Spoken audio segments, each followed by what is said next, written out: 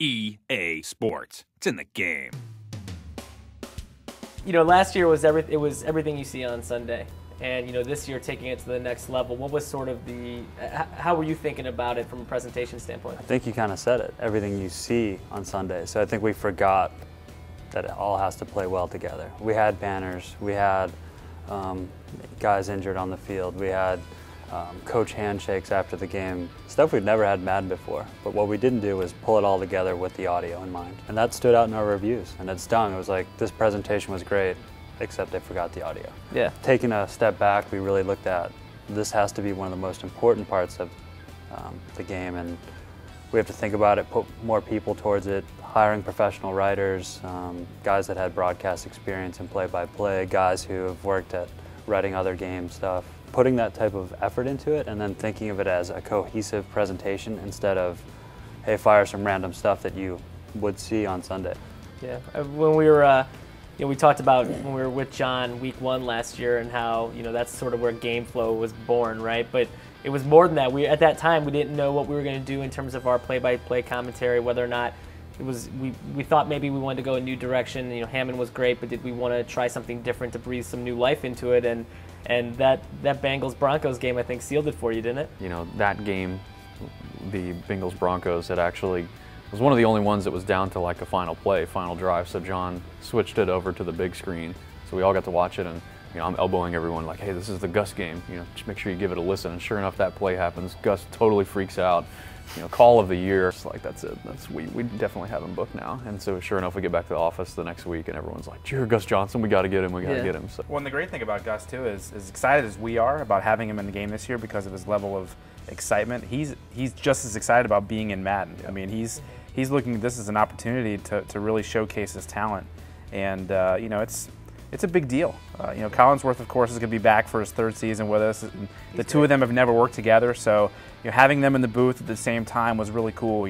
For Gus, it was neat getting to meet Chris, the now famous Chris Collinsworth, who's the John Madden replacement this year. So it's a big deal. We've got a great booth this year. We're really excited. So having that and the story engine, how that evolved, I think last year we took a pretty big leap forward in terms of the scenes and all the stuff that we had. But your point of just, we were firing stuff off almost for the sake of firing it, whereas now you've got this sort of dynamic story engine that you can build a plot line throughout a game, right? Yeah, and like a good example is our pregame with, we looked at it, and Ian and I make fun of it actually every day. It's like kind of a running office joke where, we talk about how everything we talked about in pregame could have been taken off Wikipedia. Just kind of banal facts about stadiums or city locations. Right. And there's not that emotional attachment. So this year with story, we wanted to set up that game. Is it important? Is it a playoff game? Is weather really a factor? Let's not talk about it's perfectly mild out, because it doesn't have any kind of... The plays have been pretty consistent. What's the line? Yeah, that's the halftime. The number of plays were pretty similar.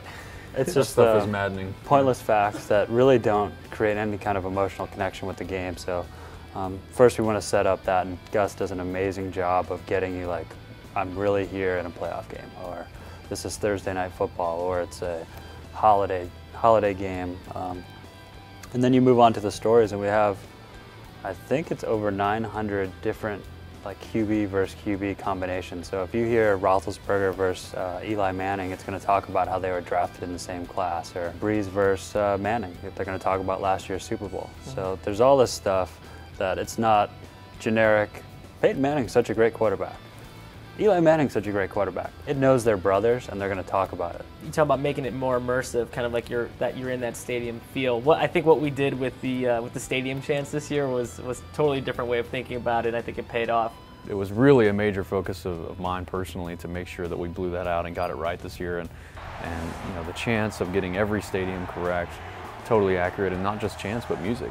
We've never had any music in the stadium that's accurate. We've always just gotten our menu music and played it in little clips. But as you know, there's Crazy Train is played in every single stadium.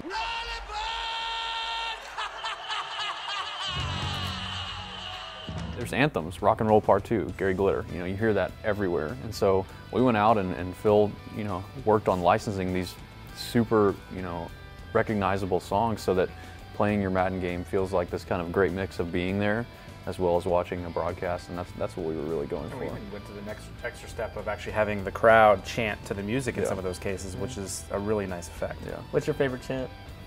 I like Zombie Nation. That's one of my The favorites. song. I mean, that's stuff we did a lot of research on.